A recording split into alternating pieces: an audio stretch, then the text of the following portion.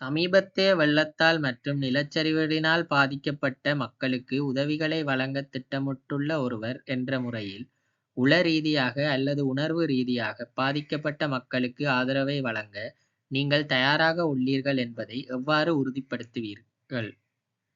இச்சிறிய video சில வழிகாட்டுதல்களை உங்களுக்கு வழங்கும். வெள்ளம் மற்றும் நிலச்சரிவுகளினால் பாதிக்கப்பட்டவர்களுக்கு தங்குமிடங்கள் மற்றும் அவர்களின் சமூகங்களில் இருக்கும் நிலைமை குழப்பமானதாகவும் மாறக்கூடியதாகவும் இருக்கலாம். பாதிக்கப்பட்ட பகுதிக்கு உதவியாளராக செல்வதற்கு முன்னர் துல்லியமாக தகவல்களை பெற முயற்சிப்பது முக்கியமாகும்.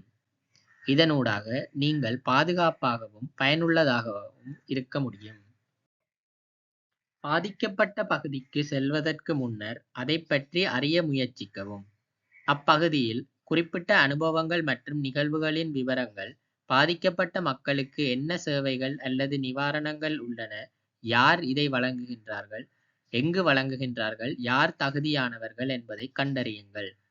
தற்சமயத்தில் மக்களுக்கு அல்லது உங்களைப் போன்ற உதவியாளர்களுக்கு பாதுகாப்பு தொடர்பான ஏதேனும் அச்சுறுத்தல்கள் உள்ளனவா என்பதை கண்டறியுங்கள்.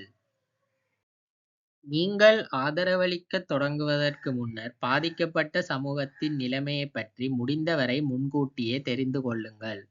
இத்தகவல்களை செய்திகள் மற்றும் பிற அறிக்கைகள் ஊடாகவும் ஆதரவை வழங்குவதற்கான ஒருங்கிணைப்பவர்கள் அல்லது அப்பகுதியில் உள்ள மற்றவர்களிடமிருந்தும் பெறலாம்.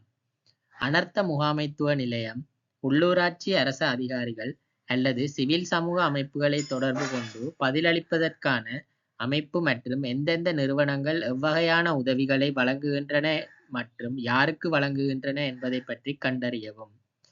அப்பகுதிகளுக்குள் செல்வதற்கு முன்னர் சௌகரியமான ஆடை, போதுமான அளவு தண்ணீர் மற்றும் அடிப்படை முதலுதவி பெட்டி போன்ற உங்களின் பாதுகாப்பை பராமரிக்க உதவும் அத்தியாவசிய பொருட்களுடன் உங்களை தயார்படுத்திக் கொள்ளுங்கள்.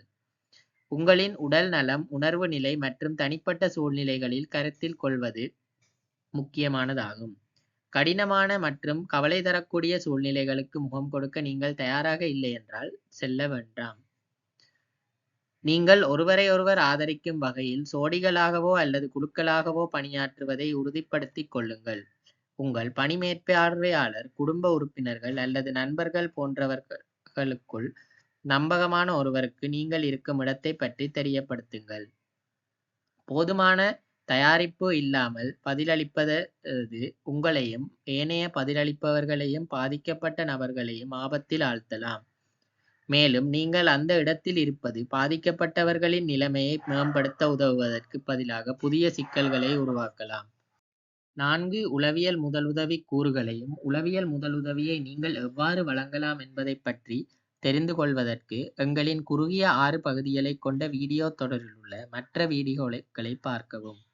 அல்லது மேலதிக தகவல்களுக்கு உளவியல் முதலுதவிக்கான வழிகாட்டியை சிங்களம், தமிழ் அல்லது ஆங்கிலத்தில் வாசிக்கவும்.